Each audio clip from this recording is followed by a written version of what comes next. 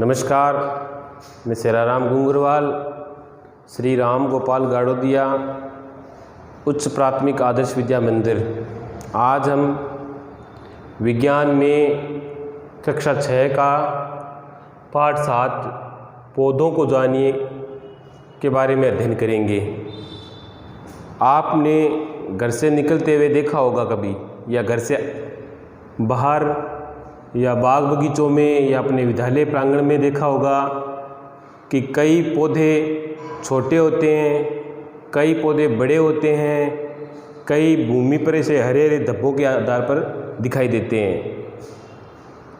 आप इनके बारे में सोचिए। हमें ये पता लगाना है कि कौन से पौधे होते हैं, कौन से पेड़ होते हैं, कौन सी झाड़ियाँ होती हैं, इनके बारे में हमें अध्ययन करना है। कुछ पौधों की पत्तियाँ हरी होती है, कुछ पौधों की पत्तियाँ लालिमा युक्त होती है, कुछ पौधों की पत्तियाँ नीले आकार में होती है, कुछ पेड़ पौधों की पत्तियों नहीं होती है, और कुछ पेड़ पौधों में पुष्प निकलते हैं, जैसे गुलाबी है, लाल है, नीला है, और कुछ पौधों में पुष्प नहीं निकलते हैं। इसी तरह कई पौधों की पत्तियां जैसे हरी होती है, किसी की लाल होती है। इसके बारे में आप अपने आसपास पड़ोस में बाग बगीचों में देखकर आप इनका अनुमान लगाइए। फिर एक सारणी बनाइए। आप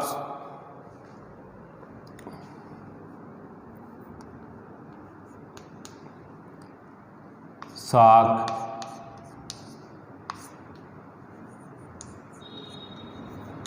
झाड़ी और तथा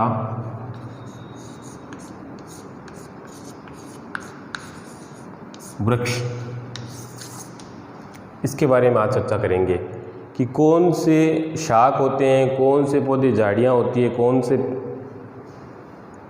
पौधे वृक्ष होते हैं, पेड़ होते हैं। इनका हम एक सारणी बना के लिखेंगे। आपके पाठ 7 में पौधों को जानिए में 7.1 में एक सारणी दी हुई है। आप उस सारणी के आधार पर आप उनका वर्गीकरण करना कि कौन से तो शाख होते हैं, कौन से झाड़ी होती है, कौन से वृक्ष होते हैं। आज हम इसकी चर्चा करेंगे। उन पौधों में तने एवं शाखाएं को आप ध्यान से देखिए जो आपसे छोटे हैं या आपके लंबाई के बराबर है या आपसे बहुत अधिक लंबे हैं। इन पौधों को, तनों को, जो इन पौधे हैं उन तनों को आप स्पर्श कीजिए। स्पर्श करने पर आप पता लगाइए कि इन पौधों के जो तने हैं वो कोमल है या कठोर है। क्या उसे हम आसानी से एक तरफ ऐसे मोड़ सकते हैं? ध्यान रखिए कि मोड़ते समय या उसे उधर उधर करते समय कहीं उन पौधों की तने टूट न जाए। और फिर आप अनुमान लगाइए या देखिए कई पेड़ों के आप उन तनों को स्पर्श कीजिए, वो आपको कठोर दिखाई देते हैं या सुदृढ़ मजबूत है। ऐसे आप इनका पता लगाइए और सारणी बनाइए। इनमें 1 नंबर, अगर हरे एवं कोमल, हरे एवं कोमल तने वाले पौधे क्या कहलाते हैं? शाक कहलाते हैं।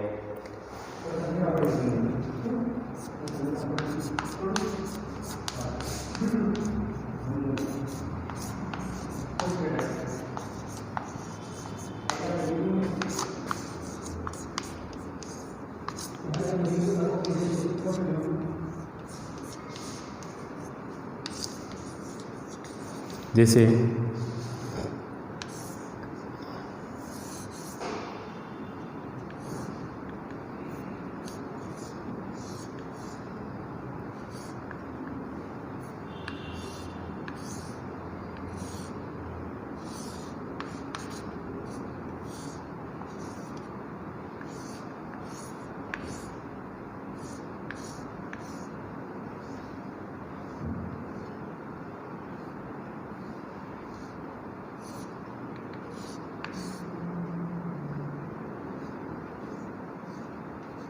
इस तरह से जो पौधे हरे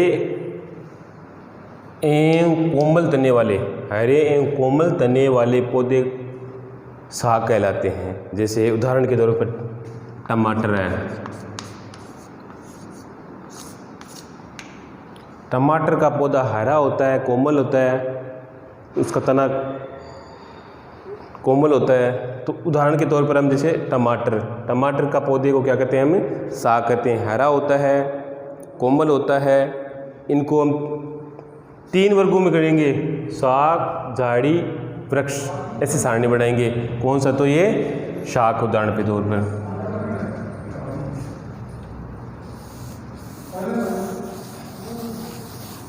दूसरा, ऐसे जैसे वो पौधे या जिन पौधों में शाखाएं तने के आधार के समीप, 2 नंबर, यानी तने के आधार के समीप ऐसे जुड़ी हुई, जैसे हमने बेर की झाड़ी देखी है ना, उसी के आधार पर, यानी जो उस तने के समीप के आधार पर उसकी शाखाएं निकलने लगती है, उसे हम झाड़ी कहते हैं। जैसे आप बेर की झाड़ी है, या आप मान लो नींबू की झाड़ी है, हरी मिर्च वाली है, इस तरह से आप देख सकते हो। जैसे जिन पौधों में शाखाएं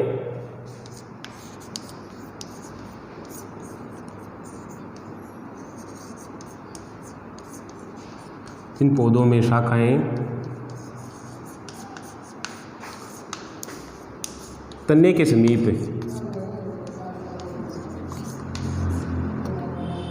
समीप, यानी इसके जो जड़ में है, तने के समीप, तने के आधार के समीप, यानी जिस आधार पर खड़ा है, तने के आधार के समीप होती है, उन्हें हम उन्हें हम झाड़ी कहते हैं। उनका तना तो कठोर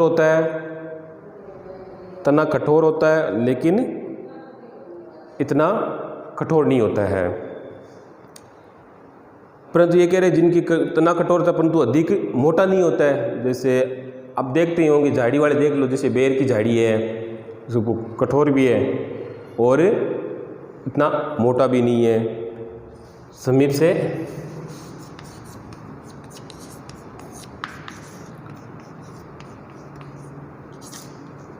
निकलती है तथा इनका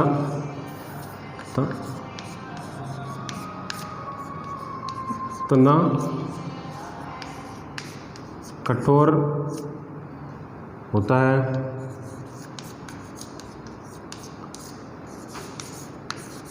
परंतु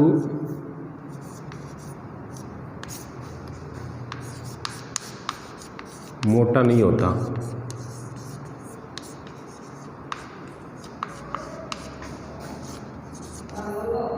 इन्हें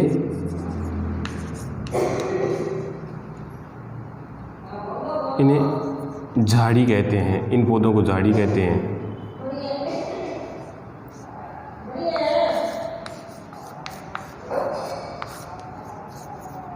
जैसे देखो,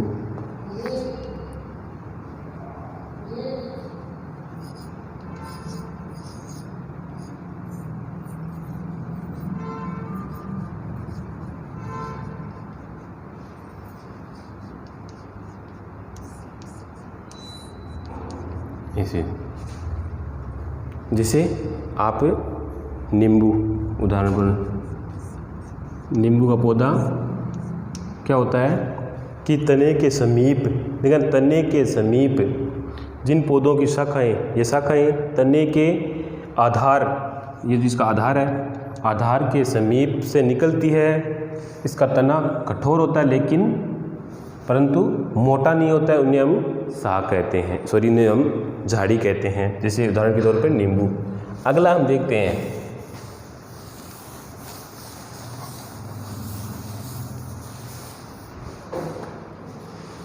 वृक्ष, जिनकी लंबाई अधिक होती है और उनकी जो शाखाएं हैं वो तने के के बाद से निकलती है उन्हें हम वृक्ष कहते हैं। और जो पौधे बहुत ऊंचे होते हैं,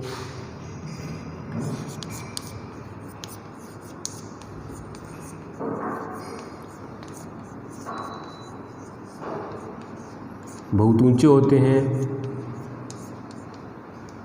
इसमें जो पौधे बहुत ऊंचे होते हैं और उनकी शाखाएं उनके तने के बाद से उसके बाद से निकलती है, तो उनके तने सुदृढ़ और गहरे होते हैं, मोटे होते हैं।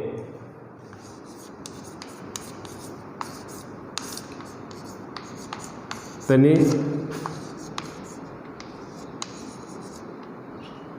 सुदृढ़ एवं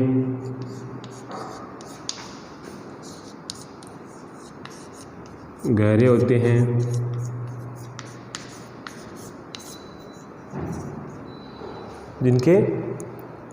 उनके तने सुदृढ़, मोटे और गहरे होते हैं। जैसे नीम का वृक्ष ले लो, खेजड़ी का वृक्ष ले लो और आम का वृक्ष ले लो, कि उनकी शाखाएं भूमि से अधिक ऊंचाई पर निकलती है। उनकी शाखाएं भूमि से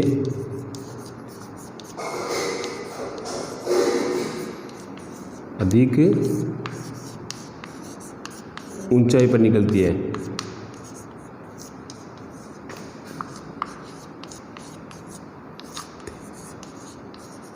उन्हें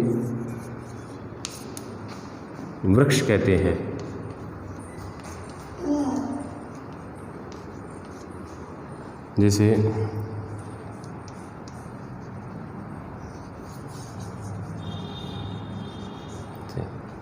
जैसे आम ले लो, केजड़ी ले लो, नीम ले लो। उदाहरण के तौर पर जो पौधे बहुत ऊंचे, उनके तने मोटे, सुदृढ़, गहरे होते हैं, उनकी शाखाएं भूमि से अधिक ऊंचाई पर निकलती है, उन्हें वृक्ष कहते हैं।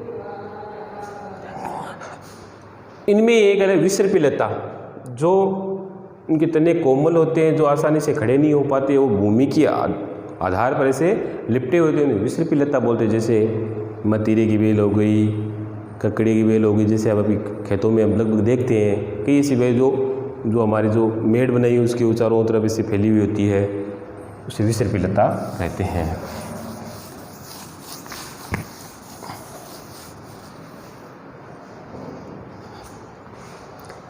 ये कह रहा है कि कमज़ोर तने वाले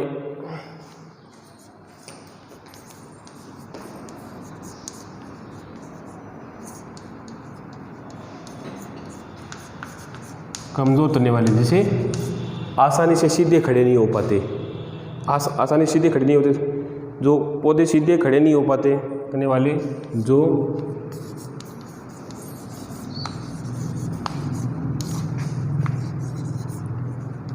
खड़े नहीं हो सकते,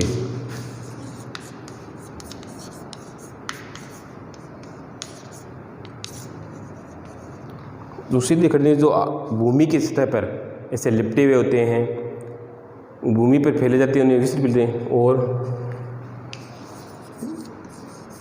भूमि पर फैले होते हैं,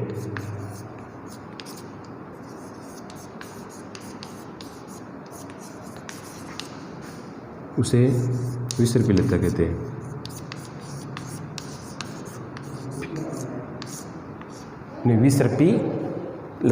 विसर्पी लता कहते हैं।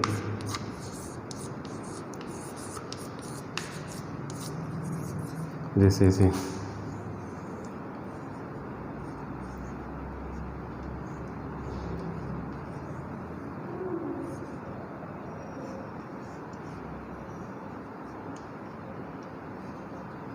और इनके जैसे फल मान लो, तरबूज है, मतीरा है, ककड़ी है आदि कह सकते हैं। तो धन्यवाद। आगे हम अगले वीडियो में पढ़ेंगे।